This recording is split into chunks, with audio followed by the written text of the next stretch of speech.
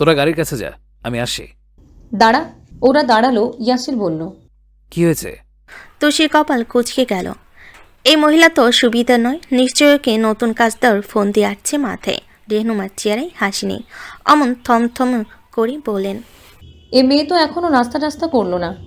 একে অসুস্থ, আবার খালি পেটে যাওয়া কি ঠিক হচ্ছে? একটু বস, নাস্তা সেরে তারপর না হয়ে যাবে। তুষি বিস্মিত স্তব্ধ, পুরন্ত ঠোঁট জোড়া হা করে ইউসার দিকে চাইল। সে মেয়েও একই রকম চমকেছে মায়ের মুখে এ কথা, তাও তুষিকে নিয়ে। ফেলফেলে চোখ দুজনে মুখ চাওচেই করল একবার, ততোধিক মহাবিরক্ত শ্বাস পেল আইরিন। একই কাজ চলছে, ইয়াসির তুষিকে নিয়ে বাইরে যাচ্ছে বলে। তারপর এসব আদিক্ষেতা কাটা চামচ আরও শক্ত করে ডিম পোচের গায়ে চেপে ধরল সে। এত বাড়াবাড়ি আর নেওয়া যাচ্ছে না। কি একটু বড় মামাকে হাসপাতালে নিয়েছে, তাতে সবার ধনী ধনী শুরু। এখন যদি ছোট মামিও উল্টে যান তাহলে তো আইরিনের কাজটাই হবে না। ইয়াসির বলল, লাগবে না, বাইরে নাস্তা করিয়ে নেব। অলরেডি এই চোরের জন্য আমার অনেক দেরি হয়েছে। এখন খেতে বসলে আর পৌঁছতে হবে না। আবার চোর? ইউসা বলল। তাহলে এখনই যাই আম্মু। রেহনুমা ঘাড় নাড়লেন, বলেন, সাবধানে যাস। তুষিকে নিয়ে দুপা এগোনোর আগেই উপর থেকে ধূপধাপ কদমে নেমে এলো অয়ন। আজ ওর কাজ নেই, ঘুমাচ্ছিল। পরিপাটি ছেলেটার চুলের দশা রফা দফা, তার হরুতে ফ্রেশ হওয়ার চিহ্নটা স্পষ্ট মুখে। সিঁড়ি থেকেই বলল, দাঁড়া ইউসা। মেয়েটা ফের থামে, ফিরে যায়। ফর্সা যুবকের অগোছালো বেশভূষায় নজর পড়ল সোজা। এক চোট চিরণে বক্ষস্থল কেঁপে উঠল অমনি। চোখ দুটো জোরে খিচে নিল ইউসা। ইসরে, এত কিউট কেন অয়ন ভাই? একেবারে সদ্য পাকা আমের মতো লাগছে। অয়ন দ্রুত হেঁটে এলো, চোখ নামিয়ে একবার দেখল তুষিকে, প্রশ্ন করল ছটফটে গলায়। কোথায় যাচ্ছিস? ইউসার কণ্ঠ জোরানো। কি, কোথায় যাচ্ছিস? স্বর নেমে এলো পরপরই। তুষির মতো কোমল গলায় শোধালো। তুষি কোথায় যাচ্ছ? তার জবাব এলো তৎক্ষণাৎ। স্কুলে যাচ্ছি ভর্তি হতে। অয়নের কপাল বেঁকে গেল। স্কুলে? কে নিচ্ছে? তুষি মুখে বলল না, একটা আঙ্গুল দুবার চালিয়ে ইয়াসিরকে দেখালো। ইয়াসির তখন ব্যস্ত, টেবিলে ছড়ানো বাইকের চাবি, টুপি আর ফোন তুলছিল হাতে। অয়ন বলল, ও ভাইয়া, তুমিও যাচ্ছ? হ্যাঁ। কিন্তু তোমার তো ডিউটি আছে, ব্যস্ততায় সামলাতে পারবে এত কিছু? এর থেকে আমি যাই। ইউসার চেহারা ঝলমল করে উঠল, খুশিতে বাকবাকুম করে শুধালো। তুমি যাবে সত্যি? বুড়ো কুচকে ফেলো ইয়াসির। তুই যাবি? অয়ন বলল। হ্যাঁ যেতাম, যদি না তোমাদের আপত্তি থাকে আর কি। রেহনুমা অবাক চোখে বলেন, কি ব্যাপার বলতো অয়ন? তোকে তো ছুটির দিনে 12টার আগে নিচেই পাওয়া যায় না, বেরো হতে চাস না কোথাও। আজ কি মনে করে এত আগে উঠেছিস? আবার নিজে থেকে যেতেও চাইছিস বাইরে? অয়ন হাসলো, উত্তর দিল গুছিয়ে। মন কি পাল্টাতে পারে না ছোটো মা? আমারও মন পাল্টেছে, ইচ্ছে করছে তাই যাচ্ছি। ঈশা ঠোঁট টিপে মাথা নোয়ালো, লজ্জায় লাল সারা মুখ। অন ভাই নিশ্চিত ওর জন্য যাচ্ছেন। ইয়াসির মানা করো না, নিঃসংকোচে বলল। ঠিক আছে যা, আমি তাহলে ডিরেক্ট থানায় যাচ্ছি। তুষি হাতের নখ খুঁটছিল, কথাটাই তড়ক করে মুখ তুলল অমনি। উত্তেজনায় জিভ ফসকে বেরিয়ে গেল। কেন আপনি যাবেন না আমার সাথে? জবাব দিল অয়ন। ভাইয়াকে কি দরকার তুষি, আমি আছি তো। পকেটে ফোন ভরতে থাকা ইয়াসিরের হাতটা থামল অচিরাত। সরে চোখে চাইল ফিরে, অনেক কথা কেমন শোনালো না। পরপরই দুপাশে মাথা নাড়ল ইয়াসির, উড়িয়ে দিল ভাবনা। তুষি মুখ কালো, ভাবল, আপনি তো ইউসার জন্য আছেন ডাক্তার মশাই, আমার মতো চোরের তো অন্য কিছু দরকার। রেহনুমা অধৈর্য হয়ে বলেন, আরে, তোরা এখানে দাঁড়িয়ে সময় কাটিয়ে দিবি নাকি যাবিও? যে যাওয়ার যা তো বাপু, কিন্তু একটু তাড়াতাড়ি কর, ভাইজানরা চলে আসবেন তো। ইয়াসির থানার উদ্দেশ্যে বের হবে। তুষি বুঝল সেটা, ব্যাকুল স্বরে মিনমিন করল, বলছিলাম যে আপনিও চলুন না। মানুষটা সরাসরি চোখের দিকে তাকায়, সবসময় প্রতিবার তার চাহনিতে রাগঢাক থাকে না। তুষির দৃষ্টি ছাপানো অনুনয়, পাষণ্ড পুরুষের একটু মায়া হলো বোধ হয়। বলো, ড্রাইভারকে গাড়ি বের করতে বল। তুমি যাবে? হ্যাঁ। অন ঘাড় নাড়ে। ইয়াসির গেল, ওর সমস্যা নেই, ও তো যাচ্ছে নিশ্চিত। এক কথায় ব্যস্ত রওনা করলো সে। পেছনে ফেলে যাওয়া ইউসার চন্দ্রমুখী আদলে ধ্যান জ্ঞান দিল না। ইয়াসির যাচ্ছে শুনি তুষির বুক ফুরফুরে বাতাসে ভরে গেল। অথচ এত খুশি কারণ কি, বোকা মেয়েটাই বুঝল না। 4 চাকার এই গাড়িটা সাইফুলের নিজের কেনা। অয়ন বাপ চাচার গাড়ির সমানে ব্যবহার করলো। ইয়াসির সেও বাইক ছাড়া চলে না, খুব দরকার পড়লে তবে চাচার গাড়ি নিয়ে যায়। বাবার টাকায় তার বিস্তর আপত্তি কিনা।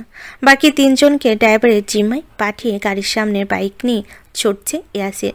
অয়ন ড্রাইভারের পাশে বসেছে, পেছনে ইউষা আর তুষি। তুষির মাথায় অর্ধেক জানালার বাইরে অভিভূতে নেই গাছপালার ছোটন্ত গদি দেখছে সে। ইয়াসির বাইকের ভিড় মিররে দেখলো সেটা, চাকার গতি কমলো একটু। গাড়িটা ছুঁই হতে ধমক দিল জোরে। এই চোর, মাথা ভেতরে নাও। তুষি বুক ছ্যাদ করে উঠল, মাথা ঢুকিয়ে নিল তস্ত্র। ভরকানো ভাব সামলে ওঠাই মাঝে ফের সাইসে বেগে চলে গেল ইয়াসির। ইউষা ফিক করে হাসে, ফিসফিস করে বলে, ভাইয়া কত কেয়ারিং দেখলে, ঠিক খেয়াল রাখে বইয়ের। তুষি চট করে ঘাড় ফিরিয়ে চাইল, সতর্ক কণ্ঠে বলল, বউ, তো তুমি ভাইয়ার বউ নও? তুষি জবাব দিল না। বুকের ভেতর একটা টালমাটাল ভাব চেপে চুপ করে রইল। উদাস চোখ জোড়া নিয়ে ফেলো রাস্তার বুকে ছুটে যাওয়া এক বাইক আরোহীর দিকে। ওই যে মানুষটা বাইকে বসে, গায়ে পুলিশের পোশাক, ও তার বউ।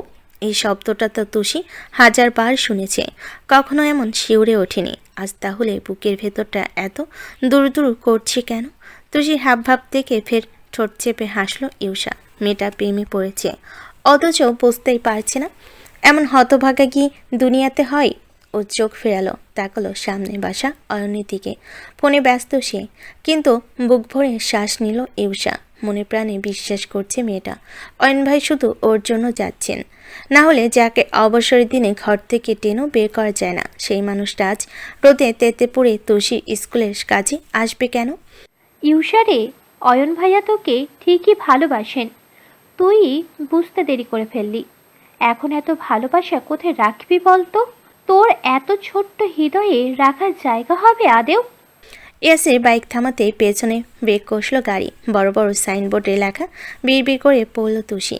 খুব শক্ত বানান, অর্ধেক পালো, বাকিটা রেখে দিল ব্যর্থতায়। ততক্ষণে ইউষা অয়ন বেরিয়ে গেছে। ইয়াসির বাইক রেখে এগিয়ে এলো। তুষির পাশে দরজাটা খুলতে যাবে, থেমে গেল হাতলের ওপর আরেকটা হাত পড়তে দেখে। ঘাড় পেরাতেই হাসলো অয়ন। সে আগের মতো বলল, আমি দেখছি। ইয়াসির কিছু বলল না, তার এমনিতেই অনেকটা দেরি হয়েছে। কোনো রকম ভর্তির নিয়মগুলো শেষ করে যেতে পারলেই হয়। অমন ব্যস্ত গলেই বলল, আমি যাচ্ছি, তুই ওদের নিয়ে আয়। এসো। তুষি ফের মন খারাপ হলো। অনেক চওড়া কাঁধের উপর থেকে উকি দেওয়ার চেষ্টা করলো দুবার। চলে যাচ্ছি আছি, কত খারাপ লোক। ওকে বের করে দিয়ে গেলে কি হতো? অয়ন বলল। কি হলো? এসো। মেয়েটা কথা বাড়ল না, হাঁটতে ধরল চুপচাপ। বের হতেই তাকে ধরে হুইল চেয়ারে বসালো অয়ন। ইউষার নজর তখন চারপাশে। এত বড় স্কুল, তাও বাড়ির এত কাছে, অথচ ও আজকেই প্রথম দেখছে। গলা ঘুরিয়ে ঘুরিয়ে আশপাশ দেখতে দেখতে এপাশে এলো ইউষা। জিজ্ঞেস করলো, অয়ন ভাইয়া, তুমি আগে কখনো এসেছো এখানে? না, আজই প্রথম। ইউষা দাঁত বের করে হাসলো, বলল, আমিও তাই। কত মিল আমাদের, তাই না? জবাবের আগেই অয়নের মুঠোফোন বাজলো। স্ক্রিনে প্রফেসর লেখা জল করে ভাসছে। বলল, তোরা এখানেই দাঁড়া, আমি কথা বলে আসছি। ইউষা মাথা নাড়ল, দীর্ঘশ্বাস ফেল। কলটা এখনই আসতে হলো ওনার। মেয়েটার চেয়ে থাকার মাঝেই কবজিতে টান বসালো তুষি। এই ইউষা, শুনছো? নড়ে চড়ে ফিরল সে। হ্যাঁ। কি হ্যাঁ, কতক্ষণ ধরে ডাকছি? একটা মানুষকে এত হাঁ করে কি দেখো? ইউষা দুষ্টামি করে বলল। তুমি ভাইয়ার দিকে যা দেখো তাই। তুষি তপ দেখে বলল, আমি আমি তো শুধু ওই একটু। থাক, এত আমতা করতে হবে না। তুমি নিজেও জানো না তুমি ভাইয়ার প্রতি কি বাজেভাবে মজে যাচ্ছ তুষি। তুষি বিরোধিতা করল। একদম না, একটু তাকালেই কি মজে যাওয়া হয়? হয় না? না। আচ্ছা, তাহলে আমাকে একটা কথা বলো তো, ভাইয়াকে দেখলেই তোমার বুক ধুকপুক করে? তুষির ভাবতে হয়নি, শস্য ব্যস্ত জবাব দিল, একটুও না। সত্যিই হয় না? উম, ইউষা হতাশ কণ্ঠে বলল, তাহলে বোধহয় তুমি ঠিক প্রেমে এখনো পড়নি, কিন্তু পড়বে শীঘ্রই। আমার মন বলছে, বুঝলে। আর আমার আবার সিক্স সেন্স এত প্রখর না, প্রায় আন্দাজ করেই ফেলে। তাই? তা তোমার অয়ন ভাইয়ের বেলায় তোমার আন্দাজ কি বলে? ইউষার কণ্ঠ নিভে এলো, নিস্পন্দ চোখে ফিরল পেছনে। অয়ন এখনো কথা বলছে। এই মানুষটার প্রতি তার আন্দাজ এক এক সময় এক এক রকম হয়। এই যে আজ মনে হচ্ছে অয়ন ভাই ওকে পছন্দ করেন, ওর জন্যে ওনার এখানে আসা। কাল হয়তো আবার মনে হবে অয়ন ভাই ওকে নিয়ে ভাবেনি না। ইউসার যার পরনাই অভ্যেস আছে এসবে। তার ভাবনার মাঝে কোত্থেকে সিটির শব্দ ভেসে এলো। পাশ ফিরে চাইল ইউসা। 3টা ছেলে এক জায়গায় গোল হয়ে দাঁড়িয়ে, প্রত্যেকের নজর এদিকে। ইউসা তাকাতে ফের সিটি বাজে একজন। টেনে টেনে জিজ্ঞেস করে, কি আপু, একা নাকি? বেশবসেই পকেটে মনে হলো ইউসা কথা পারল না। বিরক্ত চিত্তে সরিয়ে আনলো চোখ, অথচ ফট করে বলে দিল তুষি। একা না দোকা, তা দিয়ে তোর বাপের কি রে? ছেলেগুলো হাঁটা দিয়েছিল, থামলো এ কথায়। এক পল একে অন্যকে দেখে বলল, তুই করে বলো না। হ্যাঁ, স্পষ্ট শুনলাম। আই তো। ওদের হনহনে গতি দেখে ঘাবড়ে গেল ইউসা। চাপা কণ্ঠে বলল, তুষি, কেন কথা বলতে গেলে? এরা ভালো ছেলে নয়। চুপ থাকো তো, এসব ছেলে পেলে তুষির খুব ভালো করে চেনা আছে, আসতে দাও না। ইউসা ঘন ঘন অয়নের দিকে দেখছে। এ পর্যায়ে বিত স্প্রেহ মেয়েটা। এত কি কথা বলছেন উনি? বলছেন তো বলছেন, দিন দুনিয়ার কিছুতেই খেয়াল নেই। ততক্ষণে সামনে এসে দাঁড়ালো ওরা, চোখ মুখ পাথর করে শোধালো, তুমি আমাদের বাপ তুলে কথা বলছো? দেখতেছি সাহস তো কম না। ইউসার মুখ শুকিয়ে গেছে, কি বলবে জানে না। ঘামছে কপালটা, তুতলে বলতে গেল, আসলে আমি... তৎক্ষণাৎ ওকে সামনে থেকে ঠেলে সরিয়ে দিল তুষি। হুইলচেয়ার ঘুরিয়ে নিজে এসে থামলো। মেয়েটা কণ্ঠে প্রতাপ নিয়ে শুধালো, ও কিছু বলেনি, যা বলার আমি বলেছি, বেশ করেছি বলে। কি করবি এখন? ইউসার মুখ হতে দৃষ্টি কয়েক হাত নিচে নামলো ওদের। তুষির আপদ মস্তক দেখে হেসে উঠল পরপর, বিদ্রুপ করে বলল, কি রে ভাই, এত দেখতেছি লুলা, হারতে পারে না, আবার দেখতেছি গলার মধ্যে এত তেজ। কেন আপু, চেনো আমাদের? জানো আমরা কারা? মেয়ে মানুষের মতন থাকো। বেশি তেরিং বিরিং করলে একদম বুঝিয়ে দেব ওসমানের গ্যাংয়ের কতটা পাওয়ার। তুষির পাল্টা জবাব দিল না, হাত ইশারা করে কাছে ডাকলো শুধু। ফটোফটো করা ছেলেটা কিছুটা হতভম্ব, ফের মুখ দেখা দেখি করে বন্ধুদের সাথে। দেখতে সুন্দরী, তারপরও মেয়ে, ডাকছে যখন দোনামনা করে এগুলো। কাছে আসতেই তুষি বলল, নিচু হ। ছেলেটা গলা নামিয়ে ঝুঁকলো। একটু তুরন্তকালে ঠাস করে এক চর মারল তুষি। ছেলেটা চমকালো, থমকে গেল। এমন দাবাং চরের সাথে বিস্ময় দলা পাকিয়ে চক্কর দিল মাথায়। ইউসা আঁতকে ওঠে, হাত দিয়ে চেপে ধরল মুখ। বাকি ছেলে দুটো হতবাক, স্তব্ধ। তুষি খুব স্বাভাবিক, যেন চর মারতে আশ্চর্যের কিছু নেই। ওভাবেই বলল, শুধু গলায় তেজ না, মেয়ে মানুষের হাতেও হেব্বি জোর থাকে। টেস্ট কেমন লাগলো? ছেলেটার হুঁশ ফিল যেন, কটমটিয়ে উঠল। তুমি আমাদেরকে মারলে? তোমার এত... বাকিটা বলার আগেই আবার এক থাপ্পড় মারল তুষি। ছেলেটার গাল পুড়ে গেল বোধহয়। হক চুকিয়ে তাকাতেই ও বলল, শালা তোর ভাগ্য ভালো আমার পা ভালো নেই, নইলে এমন লাথি দিতাম পুরো নাক ভুঁজকে যেত। জাফট, নইলে কিন্তু আরেকটা দেব। স্তম্ভিতের নাই চেয়ে রইল ইউসা। চোখের পাতা নড়ছে না, মুখের চামড়াও নড়ছে না। বাকি ছেলে দুটো ফুঁসে উঠল তখনই। আমাদের বন্ধুর গায়ে হাত! এই আব্বাস, ছুরিটা বের করতো। আব্বাস ছুরি বের করলো না, তার চোখে অন্য কোথাও। বাউতে গুঁতো মেরে চাপা কণ্ঠে চেঁচালো, ভাই, পুলিশ! পুলিশ কই? ওই যে এদিকেই আসছে। অদূরে ইয়াসিরকে দেখে ভয় পেল ওরা। দ্বিতীয়জন বলল, আরে এটা ওই পুলিশ না, এটা ওই এমপির ছেলে পুলিশ। প্রথমজন বলল, ওরে ভাই, জাতালে বেটা, পালা পালা। মুহূর্তে ঝড়ে বেগে ছুটল সবাই। ইউসা তুষি বোঝেনি। দুজনেই তাজ্জবনে চেয়ে রইল কিছুক্ষণ। অ্যাসিড দূর থেকে ব্যাপারটা দেখল, শুনতে পায়নি কিছু। তার চোখ ছেলেগুলো ছুটে যাওয়ার দিকে। জিজ্ঞেস করলো ইউসা। ওরা কারা? ইউসা বুকে বল ফিরল, হড়বড়িয়ে বলল, আর বলো না ভাইয়া, বখাটে পোনা করছিল, কিন্তু লাভের লাভ হয়নি। তুষি এমন ঘা দিয়েছে না, একেবারে গলা ব্যথায় 2 দিন শুতে পারবে না। সাথে গর্বের হাসি হাসল সে। ইয়াসিরের চোখে সানগ্লাস, অথচ তার সোজা সাপটা তাকানো স্পষ্ট বুঝে ফেল তুষি। সুচ্ছিরি আদল মিয়ে এলো। ইয়াসিরের স্বর ভারী। মেরেছ ওদের? মেয়েটার মিনসে জবাব। না মানে, ইচ্ছে করে মারিনি, হয়ে গেছে। ইয়াসি বিরক্ত গলায় বলল, পায়ের এই অবস্থা, ঠিক করে দাঁড়াতে পারছো না, অথচ খুব হাত চলছে আজকাল। গতকাল ভ্যান চালককে মেরে নাক ফাটিয়ে দিয়েছো, আঙুলে খুব জোর, তাই না? এত মারপিট করার ইচ্ছে থাকলে সভ্য সমাজে কি করছো? জঙ্গলে গেলেই তো হয়। তুষি উত্তর দিতে চায়নি, কিন্তু বেহায়া মনের কথা খসে পড়ল জিভ থেকে। তুমি চাইলে অবশ্যই যাব। বেশ কিছুদিন পর এরই মাঝে কালের গতিতে দুটো সপ্তাহ কেটেছে। তুষি পায়ের অবস্থা এখন ভালো, হাঁটা চলাই খুব একটা অসুবিধা হয় না, তবে পায়ের পাতায় বেশি জোর দেওয়া নিষেধ। ঘটনা সন্ধ্যাবেলার। তুষিকে পড়তে বসিয়েছে ইউষা। স্কুলে ভর্তি হবার পর থেকে এটা ওদের দৈনিক রুটিন।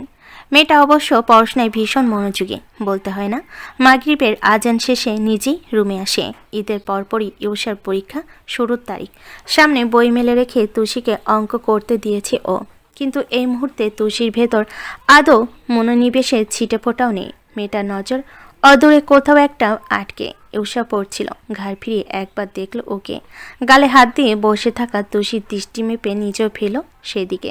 সফেদ দেওয়ালে একটা ফটো ফ্রেম টাঙ্গানো, গোটা সৈয়দ পরিবারের একমাত্র ছবিটা ঝুলছে সেটাই। তবে ইউষা মিন্তু কেউ নেই ছবিতে। ওদের জন্মের আগে তোলা এটা। কিশোর ইয়াসির অয়নের সাথে মিলে থাকা আদলের আরেক কিশোর সায়নী তার পরিষ্কার প্রমাণ। কিন্তু তুষির চোখ কার উপর?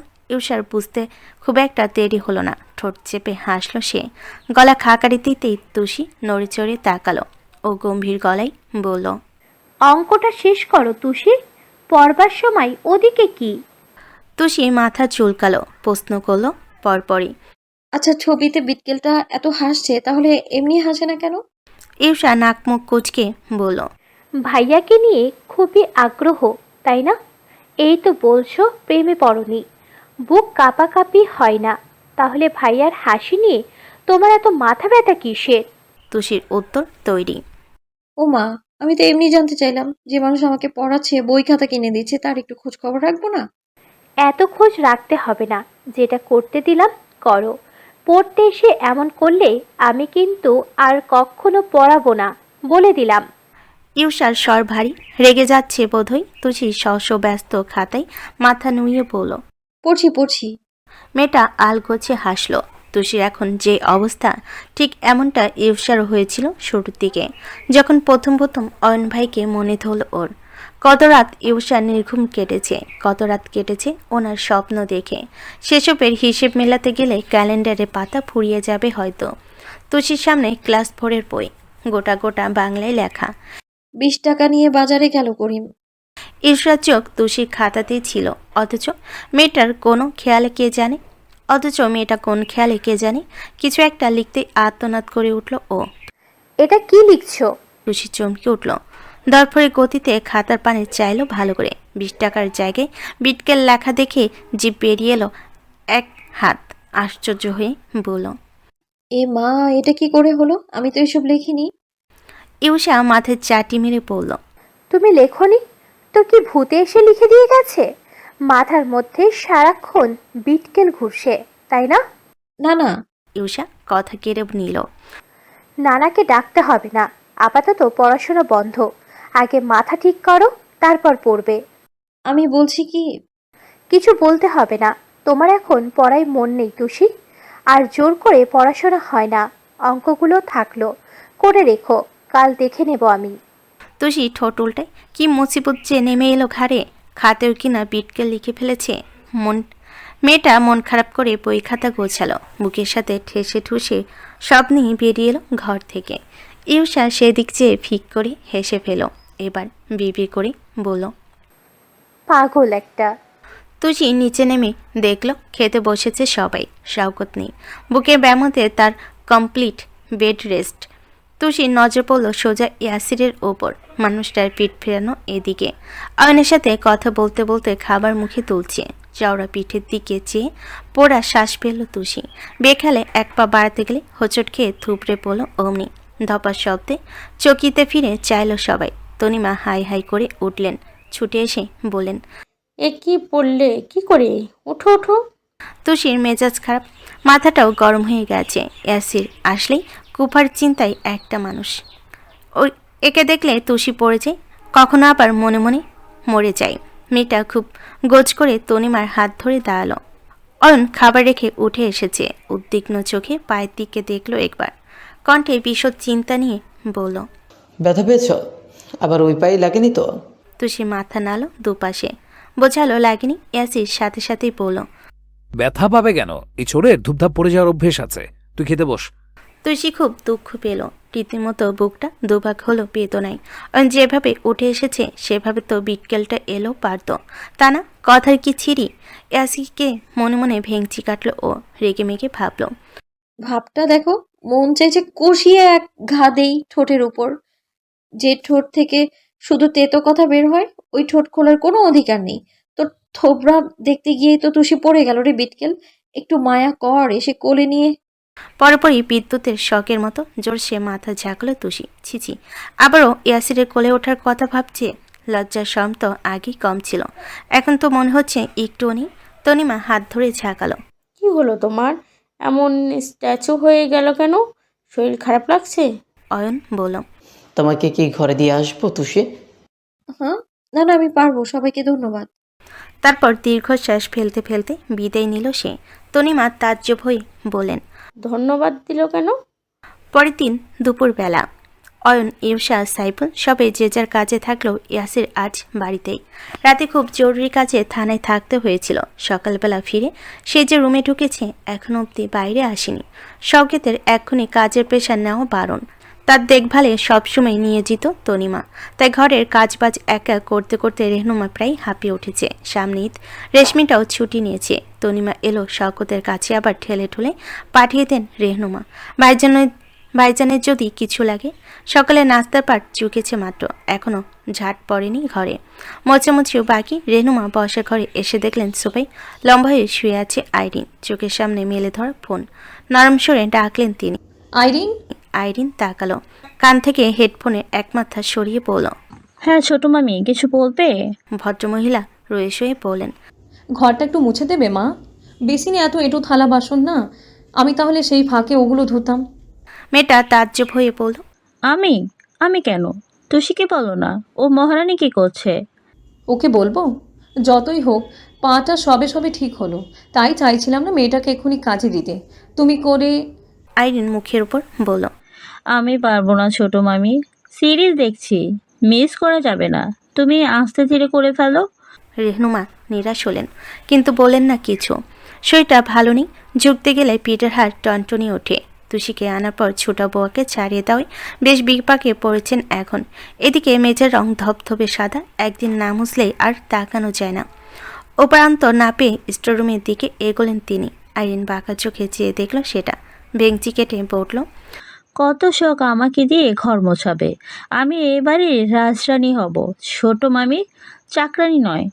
স্টোররুমে চৌকাটে এসে থামলেন রেহনুমা। পর্দা সরিয়ে দেখলেন তুষি টেবিলে বসে পড়ছে, খুব আস্তে আস্তে ভেঙে ভেঙে এক একটা শব্দ উচ্চারণ করছে, ঠিক প্রাইমারিতে পড়া বাচ্চাদের মতো। হেসে ফেলেন তিনি, নিঃশব্দে এসে দাঁড়ালেন ওর পাশে। পড়তে ব্যস্ত তুষি টেরি পেল না, আঙ্গুল দিয়ে ধরে ধরে পড়ছিল। বাংলা দয়েকারে দে, তালব্য একারে শের, বাংলাদেশের আবহাওয়া নয়ে আকার না, তয়ে একারে তি। তুষি আটকে গেল এখানে এসে, এত শক্ত বানান হাবুডুবু খাওয়ার মাঝে। ওপাশ থেকে রেহনুমা বলে দিলেন। নাতিশীতোষ্ণ। তুষি ঝট করে ফিরল, অবাক চোখ কপালে তুলে বলল। আপনি? রেহনুমার হাসিটা এখন নেই, খুব স্বাভাবিক চোখ মুখ। বলেন। নাতিশীতোষ্ণ মানে কি জানো? তুষি মাথা নাড়ল দুপাশে, জানে না। না শীত না গরম, দুটো মাঝামাঝি। মনে থাকবে? জি। খুব জরুরি পড়া করছো? রেহনুমার স্বর কোমল, এমনটা তুষি এর আগে শোনেনি। আসার পর থেকে যা জ্বালিয়েছে ওকে। বিভ্রান্ত নজরে মেয়েটা চেয়ে রইল কিছু পল, উত্তর দিল থেমে থেমে। না মানে ইউষা এগুলো করে রাখতে বলেছে, বিকেলে এসে ধরবে। রেহনুমা পরের প্রশ্ন করলেন। তোমার পায়ের কি অবস্থা? ব্যথা করে? এমনিতে করে না, পা চেপে বেশিক্ষণ বসে থাকলে অল্প অল্প করে। রেহনুমা জিভে ঠোঁট ভেজালেন, চেহারায় বিস্তর দ্বিধাদ্বন্দ্ব। তুষি নিজেই শুধালো। আপনি কি কিছু বলবেন? না আসলে রেশমি ছুটিতে জানোই তো, আপা ভাইজানের দেখাশোনা করছি, চাইছি না ওসব রেখে আসুক। এদিকে রান্নাঘরেও অনেক কাজ, ঘরটা একটু মুছতে হতো, কি করব ভাবছি। তুষি প্রচণ্ড কাজচোর, কাজের নাম শুনে গায়ে জ্বর আসে। অথচ আজ এক কথায় বইটা বন্ধ করেই বলল, ঠিক আছে, আমি মুছে দিচ্ছি। তোমার সমস্যা হবে না? পা ভাঁজ করলে ব্যথা লাগে। ওতে কিছু হবে না, আপনি চলুন। রেহনুমার মন জুড়িয়ে গেল। ভীষণ প্রসন্ন হলেন আজ। না, মেয়েটা এমনিতেই মন্দ নয়, কিন্তু খুশিটুকু চেয়ারে ফুটে উঠতে দিলেন না। চুপচাপ হেঁটে বেরিয়ে এলেন বাইরে। তুষির হাতে ঝাড়ু নিয়ে লিভিং রুমে এসেছে। গায়ে ওড়না ভীষণ চালে। এই জিনিস যেভাবে রাখো কোনোভাবেই ওর শরীরে থাকতে চায় না। ওটাকে গালাগাল দিতে দিতে কোনো রকম কোমরে পেঁচালো ও। এ বাড়িতে ওনা ছাড়া দেখলে সবাই বকে। ইউসাদ, তনিমা, রেহনুমা সবাই। ইস, কী দিন ছিল রে তোর তুষি! একটা শার্ট পরলেই কাজ শেষ হয়ে যেত, এত কাপড় চোপড় পরতে হতো না। কে যেন তো সুদিনের পেছন বরাবর লাথি মারল, আর তুই সোজা ইয়াসিরের সামনে এসে পড়লি। তুষি দীর্ঘশ্বাস ফেল। হঠাৎ নজর পড়ল আইরিনের ওপর। সোফায় লম্বা হয়ে শুয়ে আছে সে। পাশে চিপস, হাতে ফোন, ছড়িয়ে রাখা পাটা নাড়তে নাড়তে একটা চিপস তুলছে মুখে। অমনি দাঁত খিচে ভেঙচি কাটল তুষি। এই কালনাকিনীর একটা হেস্তনেস্ত করা বাকি। কতদিন পাটটা নিয়ে ভুগতে হলো ওকে। মেয়েটা কটমট করতে করতে ঘর ঝাড়ু দিতে নেয়। আচমকা চোখ যায় সোফার পাশের দেওয়ালে। বাল্বের নিচে একটা বড়সড় টিকটিকি ঝুলে আছে। তিসির মাথায় চট করে দুষ্টু বুদ্ধি এলো। পা টিপে টিপে আইরিনের মাথার কাছে দাঁড়ালো। এসে ঝাড়ু তুলে টিকটিকি লেজে বাড়ি দিতে চুপ করে আইরিনের পেটের উপর পড়ল সেটা। ধরপড় করে নড়ে উঠল আইরিন। পেটের উপর জ্বলন্ত টিকটিকি দেখে ভয়ে মুখে রক্ত সরে গেল। গগন বিদারী চিৎকার ছুড়ল অমনি। আ মেয়েটা শোয়া থেকে উঠতে গিয়ে হাত থেকে ফোন পড়ে গেল। টিকটিকি চুপ করে পায়ের কাছে পড়তেই ছুটে ঢুকে গেল সোফার নিচে। অথচ ওর চেঁচানো থামল না। এক চিৎকারে সৈয়দ ভবন মাথায় তুলল সে। তুষি মুখ চেপে হাসছে। ওর ভয় বাড়াতে আঙ্গুল দেখি বলল, ওই যে তোমার পায়ের উপর, ওই যে কামড়ে ধরলো। আল্লাহ, কত বড় টিকটিকি! কামড় দিল কামড়। আইরিনের অবস্থা গুরুতর। আতঙ্কে চোখ মুখ ফ্যাকাশে। হাত পা দাপাতে দাপাতে চেঁচালো, বাঁচাও, বাঁচাও! মামি, মামি, মামি, টিকটিকি খেয়ে ফেলবে আমাকে! বাঁচাও, কেউ বাঁচাও! তুষির পেট ফেটে আসছে হাসিতে। একটু গলা ফাটিয়ে হাসতে পারলে হতো। দাঁড়িয়ে দাঁড়িয়ে মজা দেখার মাঝে ছুটে হাজির হলেন রেহনুমা। উপর থেকে ধূপধাপ পায়ে নেমে এলেন তনিমা। দুজনের উৎকণ্ঠায় একাকার হয়ে শুধালেন, আইরিন, কি হয়েছে? ও এরকম লাফাচ্ছে কেন? কি হয়েছে এখানে? প্রশ্নের তীর ঘুরতেই তুষি সোজা হয়ে দাঁড়ালো। বড় অবোধ কণ্ঠে বলল, আমি জানি না, মনে হয় জামার ভেতর তেলাপোকা ঢুকেছে। হায় হায়, কি সর্বনাশের কথা! মেয়েটা তো এইসব ভয় পায়। দেখি দেখি আইরিন, একটু শান্ত হয়ে দাঁড়া, আমি দেখছি। আইরিন বড় মামির কথা শুনল না। গলায় জোর বাড়ালো। হাত পারও বেশি করে দাপালো। একই রকম চেঁচালো, টিকটিকি পায়ের উপর, আমার পায়ের উপর কামড়ে দিল আমাকে! বাঁচাও! ইয়াসির ঘর ছেড়ে বেরিয়ে এলো তখনই।